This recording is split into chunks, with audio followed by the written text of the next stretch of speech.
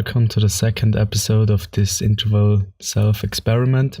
Today is Wednesday, the 25th of July. Currently it is 7 p.m.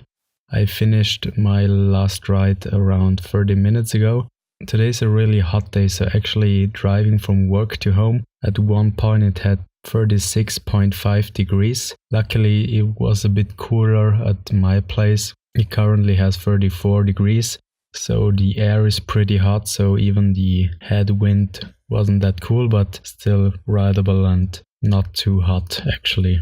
Despite the statement I made the last time, I went in a different direction, so actually upstream the edge. If you ever cycled the cycle path in South Tyrol, you know this river. So actually it's in the direction of the Reschenpass. I decided to give it a shot to see how it turns out with my intervals, because actually also upstreams the cycle path is divided by other streets crossing it. It's the same as going downstream, but in the end it turned out that it actually is more in my favor. During the first 15 minutes I was able to pass the most amount of the crossroads, and then I got to a longer part of the cycle path where I actually had to do the 5 minutes of intense.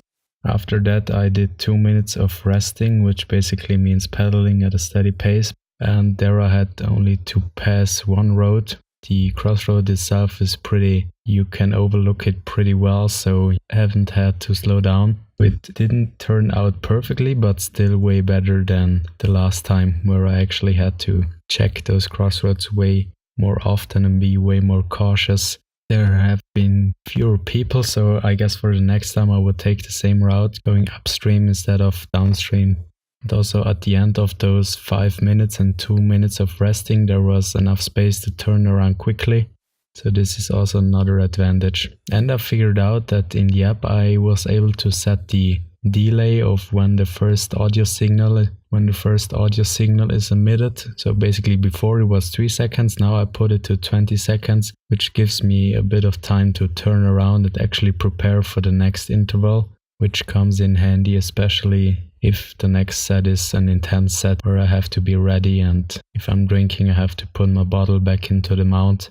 So during the first 15 minutes of warm-up I instantly felt that my legs have been extremely heavy. Also the past few days I experienced something which hasn't happened to me in a long time, so actually my legs have been sore. Normally after a big ride, which I normally do on weekends, I have heavy legs. They are tired but haven't been sore in a very long time. So climbing stairs is always a problem, the same was the last few days, but as I said, the legs haven't been sore, more tired. So this was a new experience, a new old experience.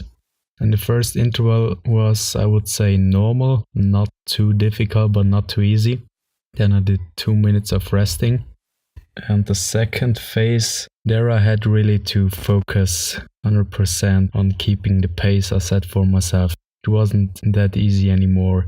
And then after the second resting phase, there was the third intense part, and that was really hard. So I started with the same pace as I did on the first few tense intervals, but I couldn't keep that pace until the end. The headwind increased actually. That didn't play in my favor with the already heavy legs. I had to reduce the pace, but I pushed through, and it was really hard to maintain actually, because the gear I've chosen was the highest and the gear lower wasn't an option, because otherwise I would have to pedal way too fast. I would have got out of rhythm. I had to stay in the highest gear.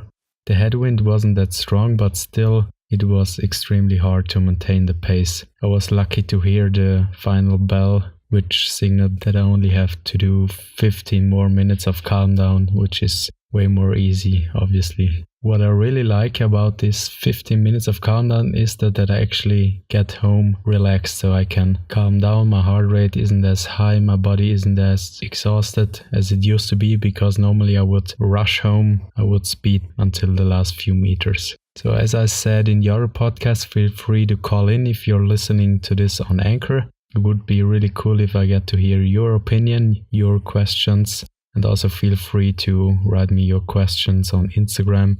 My Instagram handle is at Georg1SC, as already mentioned, George without the E, 1 as number, S as Shimano, and C as cyclocross. Thank you for listening, and until the next time.